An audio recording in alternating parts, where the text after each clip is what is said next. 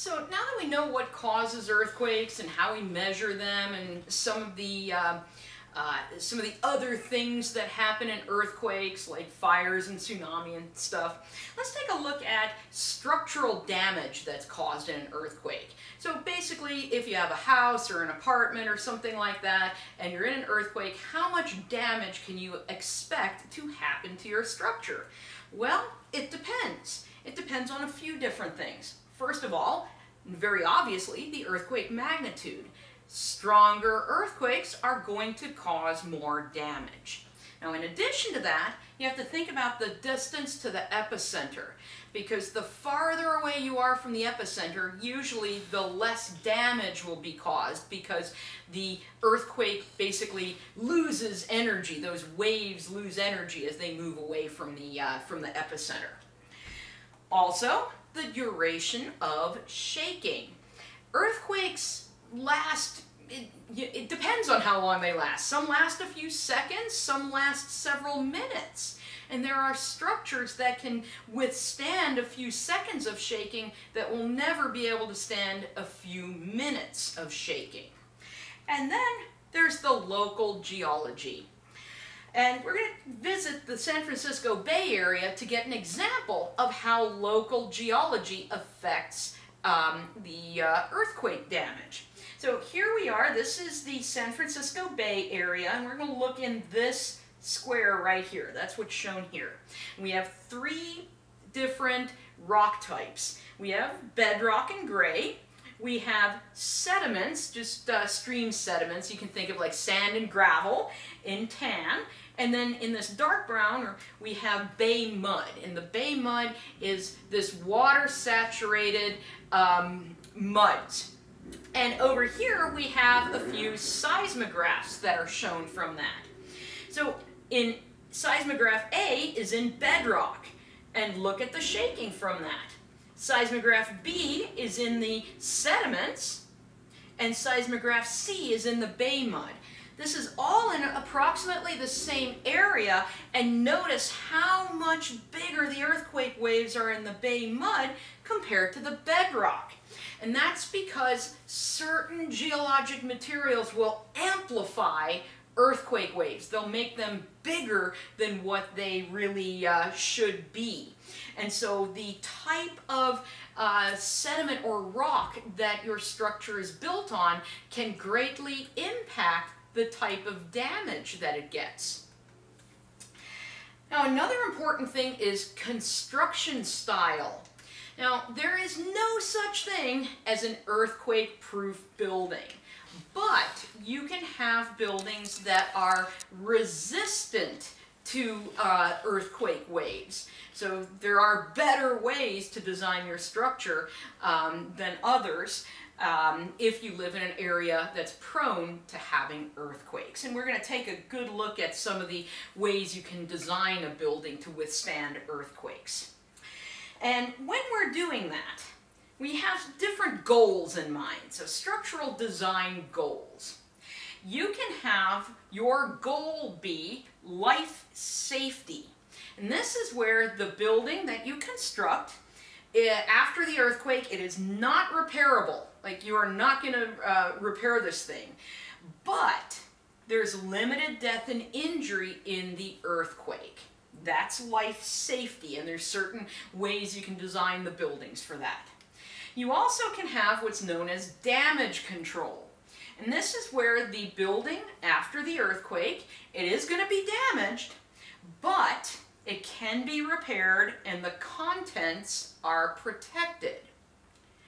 And then you have what's called immediate occupancy, or some people call this continued operation. And this is where there is a minimal impact from the earthquake. You might be sitting there thinking, well, if we can do this, why don't we do every building like that? Well, that's because it's really, really expensive. And you're just not going to be able to afford a house if you do that. So most often, life safety is for things that people tend to live in. Damage control is often used for stuff like banks or art galleries or museums housing priceless antiquities and things. And then the immediate occupancy or continued operation is for stuff like hospitals. It's a lot more expensive, but it's a lot more vital that those buildings continue to operate during and after the earthquake. All right, so what do we look at when we're designing structures? Well, we look at the material used. Some materials simply withstand earthquakes better than others. Like wood frame houses withstand earthquakes better than just plain masonry or adobe, that's mud brick, or stone. And that's because wood has a little bit of flexibility. And so when those earthquake waves travel through the house is not as rigid as a masonry house might be. Now, if you're building with reinforced concrete, it needs to be wrapped in some way. So what reinforced concrete is, it's concrete that has rebar through it. And unfortunately, if you're not careful with the way it's designed, this is what happens in an earthquake. Basically, all of the concrete crumbles and the little rebar, the metal in there, can't support the structure anymore. This comes from Oakland in 1989. So what they have to do then is you have to actually wrap the concrete in some kind of casing, or have these spiral metal in there to hold the rebar together and have this extra reinforcement of that concrete so it cannot simply crumble and allow the structure to collapse. If you live in a house, you should have the frame bolted to the foundation. So normally what happens, or what's often happens in houses, they're built so it's just gravity that holds the house onto its foundation. And then when an earthquake comes, the ground moves. You have something called inertia. An object at rest tends to stay at rest. Your house is at rest. The ground moves under it. Suddenly your house is not sitting on the foundation anymore because the foundation basically got moved out from under it. So what you can do is bolt that frame of the house to the foundation to prevent that from happening. You can cross brace your structure as well, because what that does when you have this side-to-side shaking, it prevents the walls from tilting and tipping. You can also put plywood in to give extra support to that. Sometimes buildings in earthquake-prone areas are designed with cross-bracing to be part of just the overall look of the building. This is the police station in Wellington, New Zealand, and you can, that's a place where they get lots of earthquakes.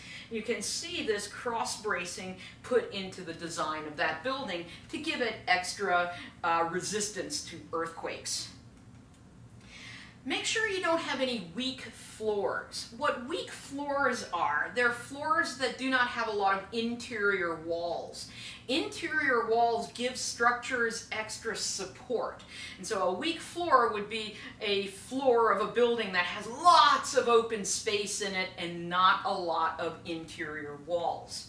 In San Francisco in 1989, we saw a lot of buildings that had weak floors have some troubles in the earthquake. You can see here this bottom floor is all garages, lots of open space to park cars, and notice how the whole building is kind of tilted over a little bit. Even worse was this building. This was just like the other one, garage on the bottom story, and then you had 2 stories above it. The entire structure collapsed into that weak floor. And it's nice to know that we still design buildings with weak floors in San Francisco. Now, one that you might not think of a lot with earthquakes and trying to make buildings withstand shaking is the spacing between buildings. And this becomes important, especially when we're starting to look at taller buildings, because taller buildings sway. All big buildings sway a bit. Like if you're on the top of that really tall one in Dubai that I always call the Wiz Khalifa, but I know it's not called that. What's it called, Paul? Anyway, big tall building, not Wiz Khalifa, something Khalifa. It's going to be swaying quite a bit. And in an earthquake, these tall buildings are going to sway even more than they normally do. And now imagine you have a shorter building next to one of these tall buildings. In the earthquake, it's going to start smacking into that smaller building as it sways, and that's going to cause a lot of damage. We actually saw this in Mexico City in 1985, where this building kept smacking into this one next to it, and the damage kept getting propagated through that building because it hit the one that was next to it. Now, one of the neatest ways that you can design a building to withstand an earthquake is through something called base isolation. This is basically where you construct your building on these shock absorbers. And these basically have a core of steel surrounded by rubber, and when the shaking comes, that steel and rubber that the entire building is built on top of this, that absorbs some of the energy from the earthquake waves, and your building will not be shaken as badly. The neat thing about these is you can retrofit a building with them. So you could have a building that's a few hundred years old, and you can actually redo the foundation with base isolation in it.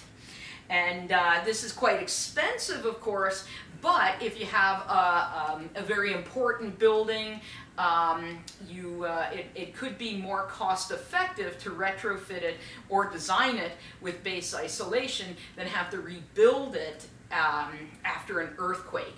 In fact, the state government of Utah, because Salt Lake City is in an earthquake-prone area, the state government retrofit back, I don't know, like 10 or 20 years ago, all of their governmental buildings with base isolation because they figured it would be a lot cheaper to do that than rebuild every single one of the buildings when an earthquake hits that area.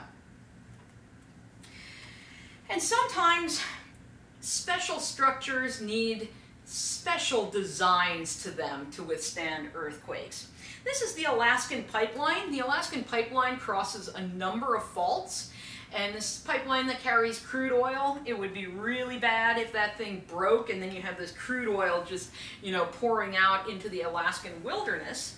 So what they've done where it crosses faults, they have this special design so the Alaskan Pipeline is almost like a slinky where it can slide back and forth across these sliders instead of simply breaking. And in fact, there was an earthquake on the Denali Fault right there, and the pipeline did not break. It moved just like it was designed to do and survived that earthquake. So there are a lot of fascinating engineering ways we can try to make structures withstand the shaking of earthquakes. All right, so last but not least, what I'd like to go over is trying to figure out, how could we predict an earthquake? Well, let's first talk about the difference between a prediction of an event and the forecast of an event. And this is not necessarily an earthquake. This could be any kind of natural disaster. When we talk about a prediction, that's very specific information about things. So specific information about location, timing, magnitude, that would be like saying tomorrow afternoon at 3 p.m. there's going to be an earthquake of magnitude 7 in LA. We can't do that. We actually can't do that with any kinds of natural disasters. What we can do is we can forecast these events. Forecasting is figuring out the probability, which is the chance or the likelihood of something happening. So it's just like you hear the weather forecast, not the weather prediction, because they're forecasting the likelihood of rain, right? The 50% chance of rain. And so with all natural disasters today, we cannot predict them yet. We can only forecast them. And with different events, sometimes we're not very good at forecasting them, and sometimes we are really good at forecasting them. Unfortunately, with earthquakes, we're not so good at forecasting earthquakes. But let's talk about how we can try to do that. All right, so earthquake forecasting. One thing that people have looked for is what are called foreshocks. Before some earthquakes happen, there's a series of smaller earthquakes, like in the sometimes days to weeks before that. Here's the problem. I said for some big earthquakes, right? Sometimes. So sometimes you get foreshocks before a big earthquake happens, and sometimes you don't. And unfortunately, in order to do an accurate forecast, it needs to be something that's repeatable. It needs to be something that we can rely on, not like, well, sometimes it happens, sometimes it doesn't. Sometimes you get a whole bunch of like little earthquakes and then nothing happens. So unfortunately, right now, we can't use that with any decent reliability. All right, well, there's also well water and radon emissions. Okay, so the way a water well works is the water flows through the little cracks and openings in rock and enters the well. And what's being noticed is that before some earthquakes, the well water either rises really suddenly or drops really suddenly. And the thought of this is the forces, the tectonic forces might squeeze the cracks together so the water can't flow through them anymore, or it might kind of break some new cracks so more water flows. And sometimes, right before an earthquake, like I said, you get these like really weird fluctuations in water wells. Unfortunately, again, I use that term sometimes. Sometimes it happens, sometimes it doesn't. Or for example, I think it's Palmdale, California. I might have the name of the city wrong, but back in the 70s, they had these like really weird water level fluctuations in the wells, and so seismologists were like, they're gonna get an earthquake, and they still haven't had one, and that was like 45 years ago. So again, it doesn't always work. And in case you're wondering about radon emissions, radon is a gas that travels through rock, and so it's the same as water. It's thought that if we close, the tectonic forces might close cracks or open cracks and change the amount of this gas that can come out of the rocks. But again, it's not reliable. All right, here is one, earthquake regularity. So I'm going to use this example from Parkfield, California, because at Parkfield, California, they had frequent earthquakes that averaged out to being every 22 years. And so scientists were like, maybe some faults have just this regularity where the forces build up and like every 22 years or maybe 23 years we have an earthquake on it.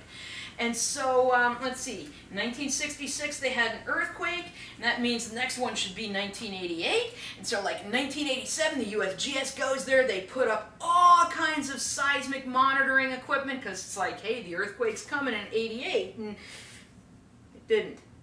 So they're like, all right, well, let's stick around, you know, maybe it'll show up in 89. Still no earthquake. And like 1990 comes. Still no earthquake, and then 91, and then 92, and I was in college, and they're like, it's got to happen at some time, and still didn't happen, and then finally in 2004 it showed up. So what this is showing is,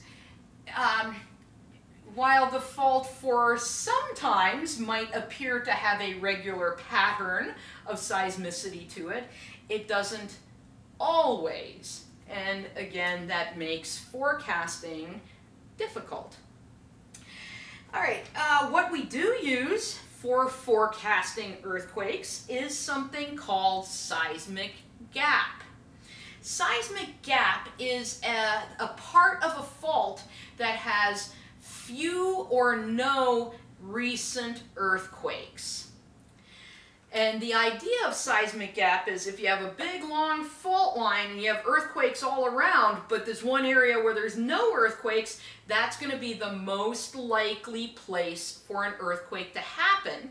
Because remember, earthquakes are this release of energy. So if there hasn't been an earthquake there recently, that tells me energy has built up in those rocks and it is ready to have an earthquake. So what we're looking at right here, this is the part of the San Andreas Fault. And all these little black dots show where earthquakes have happened over time. And we'll see some areas have a whole lot of earthquakes and some areas don't have that many. This was a seismic gap. Well, in 1989, there was that earthquake around San Francisco, and this is that earthquake and all of its associated aftershocks. And see how it fits right in where that seismic gap was? So seismic gap, what that tells us is if there have been few or no historic earthquakes, it tells us there's a lot of energy stored in those rocks, and so that is a likely place for an earthquake to happen. What it doesn't tell us is when that earthquake is going to happen. So we aren't at that prediction stage yet where we can say exactly when and where. We can just say some places it's more probable to occur.